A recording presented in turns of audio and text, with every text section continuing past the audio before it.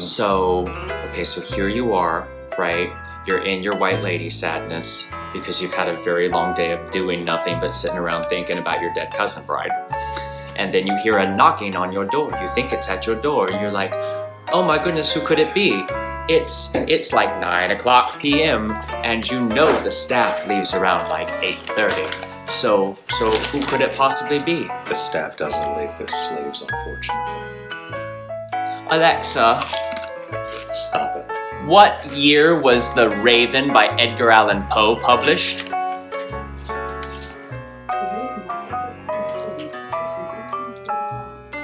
There were slaves. There were slaves in The There were Raven. slaves. So, starting over, hi, I'm Scott of Doodles By. I'm that one fashion guy, i.e. Jeanathan Lee. And we just found out that The Raven is actually about racism. Who knew? Everything in the Blackbird. 1800s is about racism. Existential white lady ennui. Everything in the 1800s is about racism. She has it coming.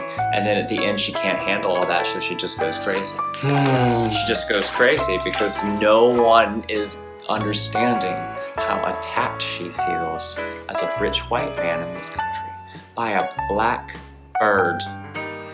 A black bird who's just trying to live her life, coming in from the cold, sitting up on her bust's palace, being like, We're not there yet.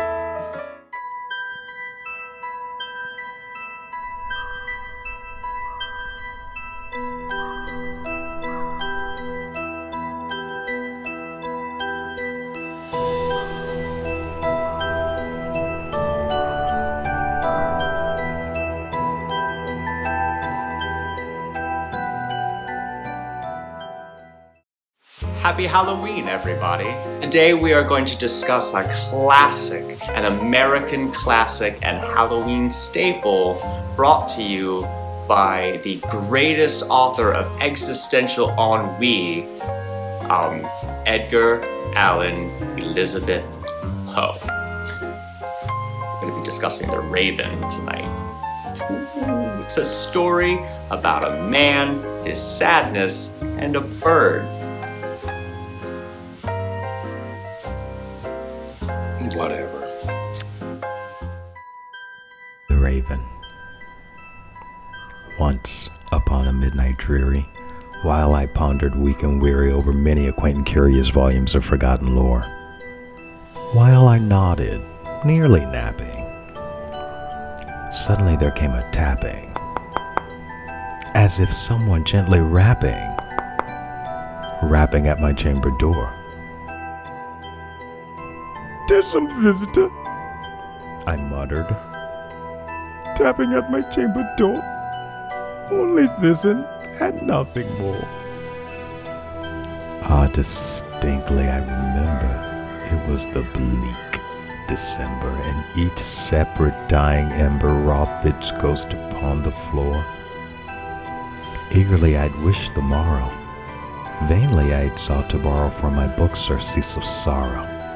Sorrow for the lost Lenore, for the rare and radiant maiden whom the angels named Lenore, nameless here forevermore.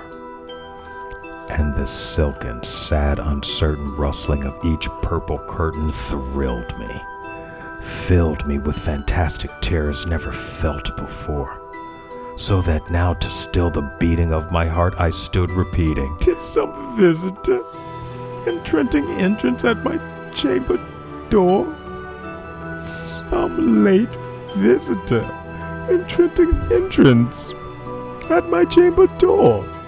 This it is and nothing more." So you're sitting in bed.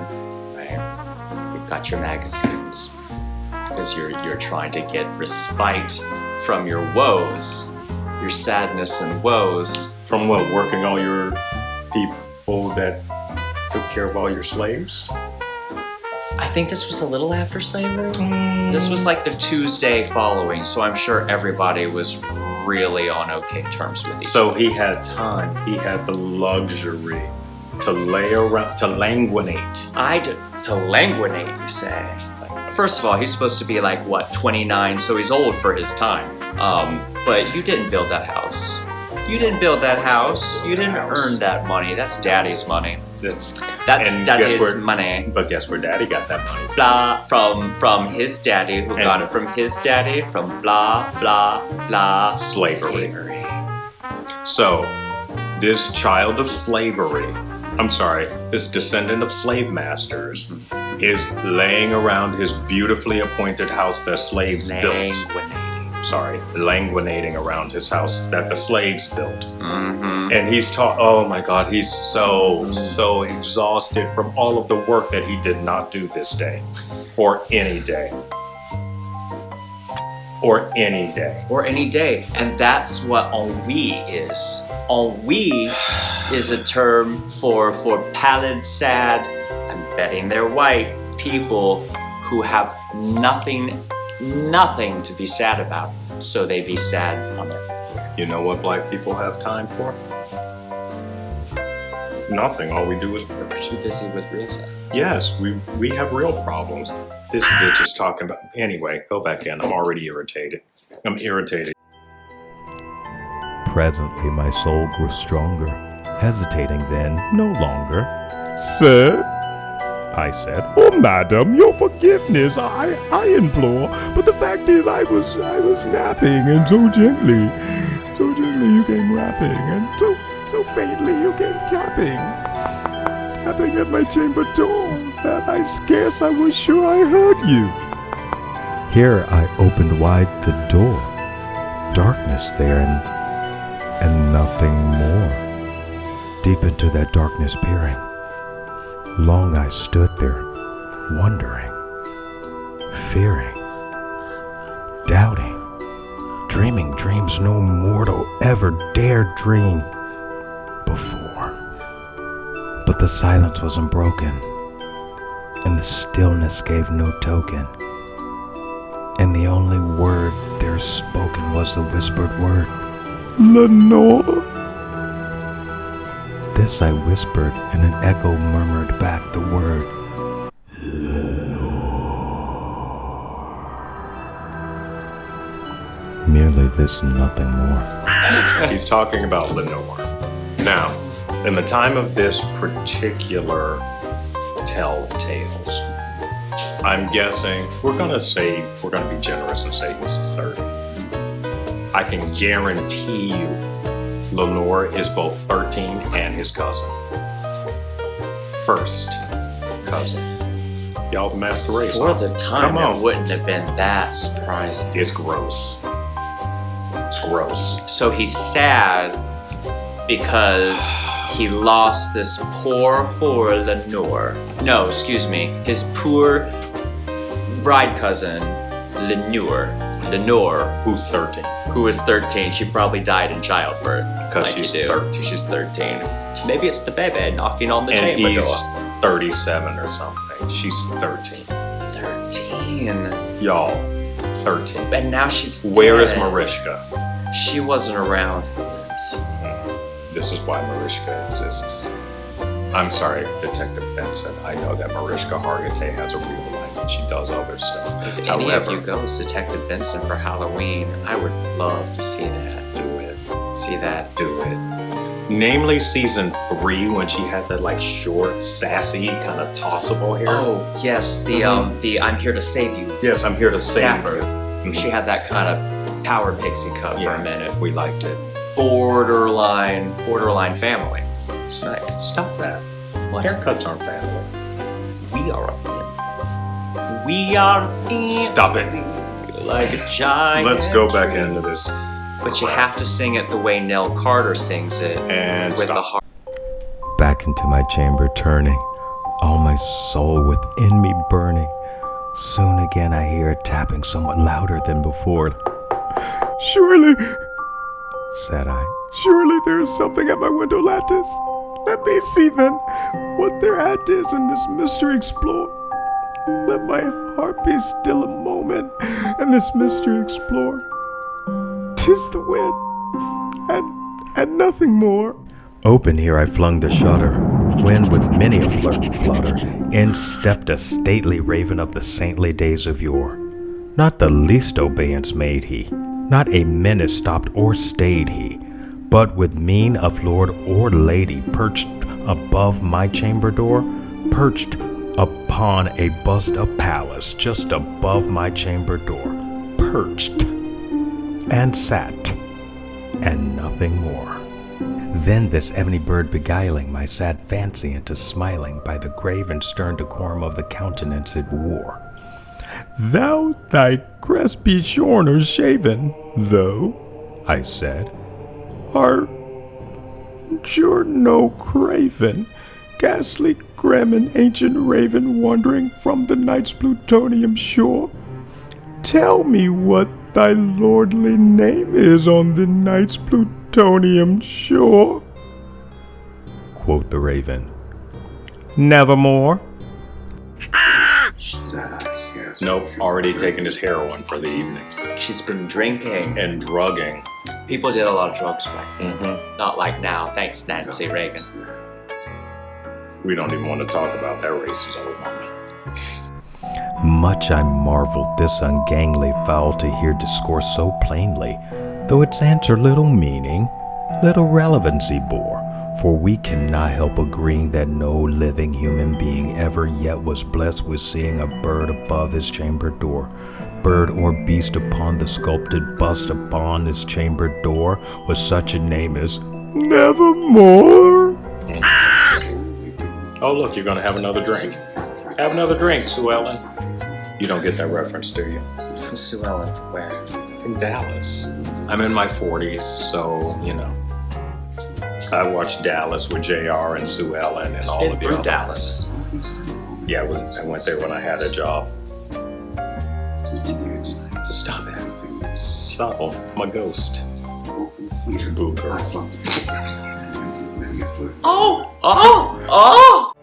But the raven, sitting lonely on that placid bust, spoke only that one word, as if his soul in that one word he did outpour. Nothing further than he uttered, not a feather than he fluttered, till I scarcely more than muttered, other friends have flown before. On the morrow he will leave me, as my hopes have flown before. Then the bird said, nevermore. So, at this point, all his hallucinogens have kicked in, and he is having a full-on hallucination. Or is he? No, he's having a hallucination. He's hallucinating because something inside of him is tearing him all up, and the raven is probably a metaphor for all of his sorrow and his sadness because of what? I can absolutely assure you, his ennui is not about those black people he's out there beating for Philly. I can absolutely assure you that, because at that point in this particular telling of the tale, they didn't believe that we were actually people. Oh, worse, with this money, he was probably in like some sort of industrial thing. He had them in those awful factories. Awful factories. Oh yeah, this was New England. I've always New England pictured area? this somewhere cold and yeah. rocky. So we'll reset the though scene. I suppose it's it still could be- not good. I suppose it could be very plantation south. Ravens are everywhere. It's in the south. Well, my narrative still works. Either way, Either way, it's not good for my it's people. cold and it's wet. That is the story of America. Hey, American descendants of slavery. I'm here for you. I'm speaking.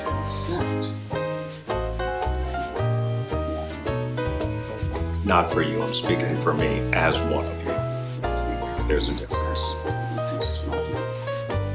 You get the difference? I wasn't paying. startled at the stillness broken by reply so aptly spoken. Doubtless, said I. What it utters is only stock and store, caught from some unhappy master whom merciful disaster followed fast and followed faster till his songs one burden bore, till the dirges of his hope that melancholy bore of nevermore, nevermore, yes, nevermore, yes, nevermore. But the raven still beguiling my sad fancy into smiling, straight I wheeled a cushioned seat in front of bird and bust and door.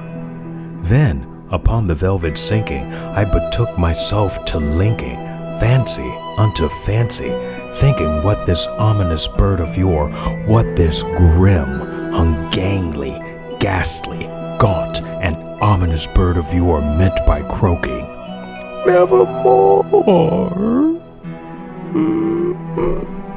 This I sat engaged in guessing, but no syllable expressing to the fowl whose fiery eyes now burned into my bosom's core. This and more I sat divining, with my head at ease reclining on the cushion's velvet lining that the lamplight gloated o'er, but whose velvet violet lining with the lamplight gloated o'er, she shall press, nevermore. Then, methought the air grew denser, perfumed by an unseen censer, swung by a seraphim whose footfalls tinkled on the tufted floor. Wrench, I cried, thy God hath lent thee, by these angels he hath sent thee, respite, and nepent thee from thine memories of Lenore. Quaff, quaff this kind nepent thee, and forget these lost Lenore, quoth the raven. Nevermore.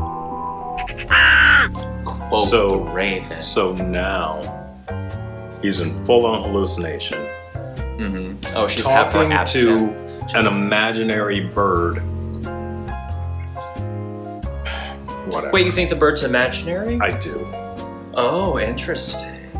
I do.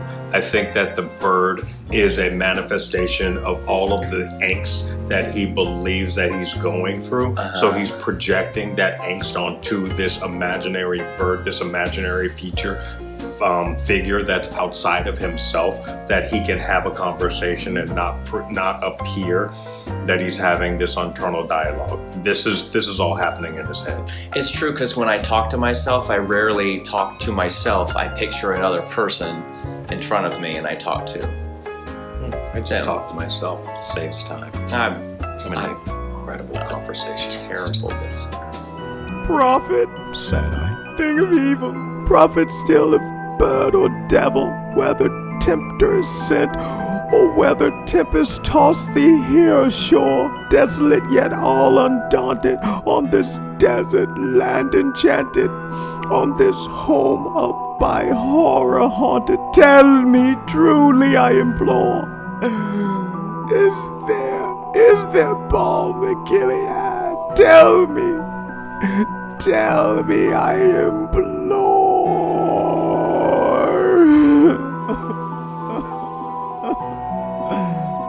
Quoth the raven, nevermore. Prophet, said I, thing of evil, prophet still, if bird or devil, by that heaven that bends above us, by that God we both adore. Tell me this soul with sorrow laden, if within the distant Aden it shall clasp a sainted maiden whom the angels named Lenore. Clasp a rare and radiant maiden whom the angels named Lenore. Quoth the raven, nevermore. Look at that casual bust just sitting there. I totally came with the house. No, that's nouveau riche, honey. That's these new American money. That's that American money that decides they want to want to line their bedroom with Grecian columns and drape ivy across the hall. Photo box. Get into it. Brought to you by Photobox. Brought to you by Photobox. Are you Photobox. in quarantine? Try a Photobox. Photobox. Namely the Sauvignon Blanc. I'm gonna give you a little cooking secret. When you're making sauteed kale, because you should be making sauteed kale because it's fucking delicious. Anyway, when you're making sauteed kale, and after you've fried your turkey bacon, you remove it and deglaze the pan with a Sauvignon Blanc. And then put your kale in, right, with your onions and what have you. You cut your bacon up because it's rested. Turkey bacon. Turkey bacon. Turkey bacon. Because it's healthier. Anyway, you do your onions, throw a little garlic in there, and then you throw your kale in. And you put just a little bit, touch more wine on top, little pepper, little paprika if you're nasty. Put a lid on it. 20, maybe 15 minutes later, it's delicious. Maybe we'll do a cooking video. That'll be delicious. Oh, that'd be terrifying. No, why? That would be terrifying. Be that word or sign in parting, bird or fiend! I shrieked, upstarting. Get thee back into the tempest and the night's plutonium shore. Leave no black plume as a token of that lie thy soul hath spoken. Leave my loneliness unbroken. Quit the bust above my door. Take thy beak from out my heart. Take thy form from off my door. Quoth the raven, nevermore. And the raven, never flitting, still is sitting on the pallid bust of Pallas just above my chamber door. And his eyes have all the seeming of a demon's that is dreaming. And the lamplight o'er him streaming throws his shadow on the floor. And my soul from out that shadow that lies floating on the floor shall be lifted. Nevermore. Good evening.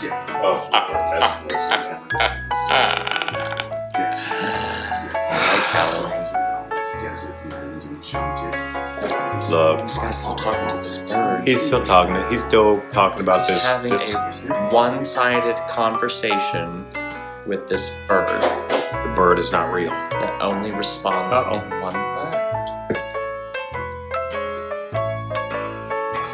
Cheers. That's not what I wanted to do, but I think I gave myself less wine than I gave you.